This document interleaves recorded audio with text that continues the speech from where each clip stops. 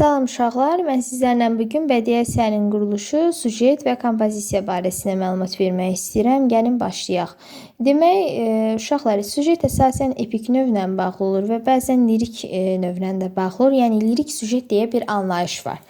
İndi başlayaq və bir izah edək. Demək, uşaqlar, sujet nədir? Sujet bədii əsərdə hadisələrin bir xətt üzrə inkişafıdır. Başa düşdünüz? Yəni yüksələn və enən xəttdə inkişaf edir. Sujetdə mərhələlərin bir-birinin yerini dəyişdirmək, yaxud qarışdırmaq kimi xüsusiyyətlər heç bir zaman, yəni yer dəyişmə deyilən bir şey ola bilməz. Çünki ardıcıllıq pozulur bu zaman və bizdə sujetin mərhələləri var. Hansılardır onlar ki, ekspozisiyadır, zavyaskadır, kulminasiyadır, razvyaskadır və bir də finaldır. İndi izah edək.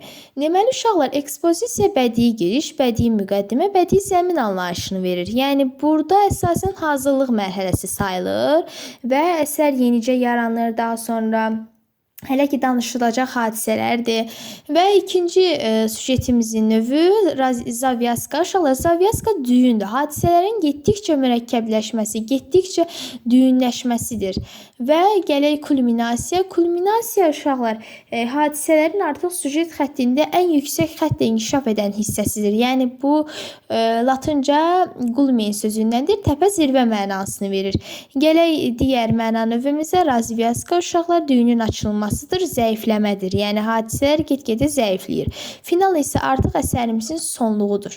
Gələk kompozisiya uşaqlar, əgər sujet hadisənin özüdürsə, kompozisiya isə hadisələrin əlaqələndirilməsidir. Və bizdə kompozisiyanın məna növləri var, yəni ünsürləri də belə deyək. Epiqrafdır, proloqdur, burada hər şeyi qeyd etmişəm. Peyzajdır və də bir də lirik ricət var. Uşaqlar, deməli, epiqraf əsərin əvvəlində verilən və hikmətli fikir ifadə edən cümləyə və ya şeir parçası adlanır. Burada epiqraf müəllifin özünə də, başqa müəlliflərə də aid ola bilər. Bir də aforizmlər də seçilə bilər. Məsələn, hansısa bir mətn verilə bilər. Daha çox Azərbaycan dili dərsliklərində düzdür, biz bunlara rast gəlirik. Mətnin başlamasına və kiminsə bir fikrini veririk. Yəni, bu bizim epiqrafımız adlanır. Proloq əsərin əvvəlində verilir və oxucunun danışılacaq hadisə ilə yığcamlıq hissəsi ilə tanış edən hissəsi. Bu, ümumiyyətlə, əvvəl mənasını verir. Gələk epiloq. Epiloq uşaqlar əsərin sonunda verilən yığcam yekun hissədir. Peyzaj isə fransız sözdür. Ölkə, məkan, yer anlayışını bildirir və biz bura kimləri nümunə gətirə bilərik? İsmail Şıxlının Dəli Kür romanıdır. Orada daha çox gözəl, belə deyim, Kür qırağının seyrangahıdır. Gözəl mənzərələr təsvir olunub həqiqətən də. Bir də Şah İsmail Xətainin Dəhnamə poemasının Bahariyə hissəsini biz bura nümunə gətirə bilərik. Ən gözəl nümunələrimizdən sayılır və kompozisiyaya daxildir. Gələk lirik ricət. Uşaqlar, lirik ricətdə bizim nədir? Lirik parça deməkdir uşaqlar. Nədir? Məsələn, hər hansı bir əsər olsun da, əsərdə verilir, müəllifin belə deyim, yazdığı əsərdə hadisələr olduğu kimi verilir. Amma siz təsəvvürlü hadisələr hamısı lirik ricət ola bilməz ki. Təbii ki də Leyli Məcnun poemasını götürək elə. Bütün orada olan hadisələr hamısı lirik ricət deyil. Orada əgər Məcnunun dilindən bir şeir verilirsə, məsələn, onun öz dediyi sözlər, yaxud Məcnunun dilindən, baxın, o parçalar lirik parça adlanır.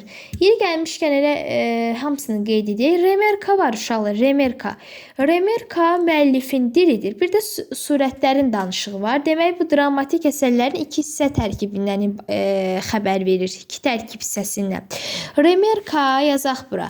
Deməli, remerka uşaqlar müəllifin dilidir. Müəllifin dili. Amma uşaqlar, deməli, burada biz söhbət aparsaq surətlərin danışığından. O da olur nə? Surətlərin danışığı. Surətlərin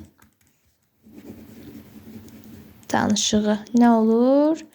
Dialoq və monoloq. Uşaqlar, dialoq iki şəxsin və daha artıq şəxsin danışığıdır. Monoloq isə tək, yəni bir şəxs öz-özünə danışır və əsasən bu da nədə baş verir?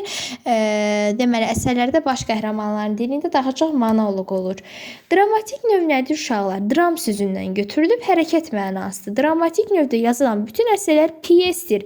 Dram əsəri daha çox nəsrlə yazılır. Nəzmlə yazılan dram əsərlərinə mənzum dram deyilir. Baxın, mənzum dram uşaqlar. Mənzum drama belə deyim, ədəbiyyatımızda, yazılı ədəbiyyatımızdan söhbət gedir. Dramaturgiyanın əsasını Mirzə Fətəli Axundzadə Hekayət İbrahim Xəlil Kimyagər komediyası o da neçənci ildə yazılıb? 1850-ci ildə. Yəni burada ilk mənzum dramı isə Cəlil Məmmədquluzadə Çay dəzgahı mənzum dramı 1889-cu ildə yazılıb. Sonra uşaqlar, remarkadan danışdıqda biz gəlin müəllifin dilindən danışaq. Yəni heç bir zaman səhnəyə verilmir remarka. Yalnız və yalnız belə deyim, remarka piyesi tamaşaya hazırlayan rejissordur, yaxud musiqi bəstələyici, hətta şairlərə belə, bəstəkarlara belə aid ola bilər. Daha sonra rəssamdır, aktyordur. Yəni bunların hamısı remarkaya məxsus xüsusiyyətlərdir. Remarka əsərdə baş verən hadisənin tarixi, yeri, surətlərin hərəkəti, hətta ruhi vəziyyətini belə qısa şəkildə məlumat verə bilir. Amma biz komediya ilə dramın növlərindən danışaq da, dramatik növündən danışsaq, yəni onun məna növlərindən komediya, faciə, dram idi, düzdür? Komediya nə idi? Gülməli, yumorlu məzmun daşıyan dramatik əsərə komediya deyirdik. Amma komediyanın ilk nümunəsini kim yaradıb? Mirzə Fətəli Axundzadə və o da hansı idi? Bayaq nümunə gətirdim. Hekayət İbrahim Xəlil Kimyagər 1850-ci ildə. İndi mən bir dəfə deməli sizlər üçün Mirzə Fətəli Axundzadənin komediyaları barəsində də bir video hazır edəcəm. Gələk indi gülüşün. İnşallah gülüş iki yerə bölünür. Yumor həm də satira. Yumor tərbiyəyə islah edici bir gülüşdür. Məsələn, Novruzəlinin görürsüz avamlığıdır, poçt qutusundan söhbət gedir. Orada deməli bizdə yumordur. Amma satira ifşa edici, öldürücü gülüşdür. Tənqidi məzmun daşıyır və kimi nümunə gətirə bilərik? 1909-cu ildə yazılmış Cəlil Məmmədquluzadənin Ölülər piyesi və həmin bu piyesdə Şeyx Nəsrullahın İskəndərə dediyi sözlər satirik gülüşdür, öldürücü gülüşdür. Yəni bu. Gələk faciəyə, uşaqlar, qəhrəmanlar ictimai mühit arasında kəskin ziddiyyətlərdir. Ziddiyyət əks etdirir. Qəhrəmanın ölümüdür, yaxud puç olmuş arzulardır. Bunlar hamısı bizim faciə janrımıza aiddir. Yəni faciənin ilk nümunəsini kim yaradıb? Nəcəf bəy Vəzirov, Müsibət-i Fəxrəddin 1896-cı ildə. Faciələr iki formada nəzmlə və nəsrlə yazılır. Nəzmlə yazılan faciələrə mənzum faciə deyilir. Nəsrlə yazılan faciəyə mənsur faciə. Faciənin ən gözəl nümunələrinə kimləri gətirə bilərik sənətkarlarımız arasında? Hüseyn Caviddir, Şeyx Sənandır, İblisdir, Ana faciəsidir, Cəfər Cəbbarlının Oqtay Eloğludur. İlk nəsrlə faciə yenə də dediyim kimi Nəcəf bəy Vəzirov, Müsibət-i Fəxrəddin 1896, ilk mənzum faciə Hüseyn Cavid, Ana 1910-cu ildə. Tarixi mövzularda yazılan faciələrə tarixi faciədir. Məsələn, kimi deyə bilərik? Deməli, Ağa Məhəmməd Şah Qacar, Əbdülrəhim bəy Haqverdiyevin faciəsi sayılır. Gələk tragikomediyaya, uşaqlar. Tragikomediya faciə və komediyanın qarışığından əmələ gələn bir janrdır. Yəni əsası Cəlil Məmmədquluzadə tərəfindən qoyulmuşdur və Ölülər piyesidir 1909-cu ildə. Həmçinin Cəlil Məmmədquluzadənin Anamın kitabıdır, Dəli yığıncağı kimi əsərləri tragikomediya. Demək, mən ümumiyyətlə dramatik növün 3 əsas janrıdır. Daha sonra bədii əsərin quruluşu barəsində ən geniş şəkildə sizlərə məlumat vermiş oldum. Sağ olun uşaqlar, gəlin dərslərimizdə görüşərik.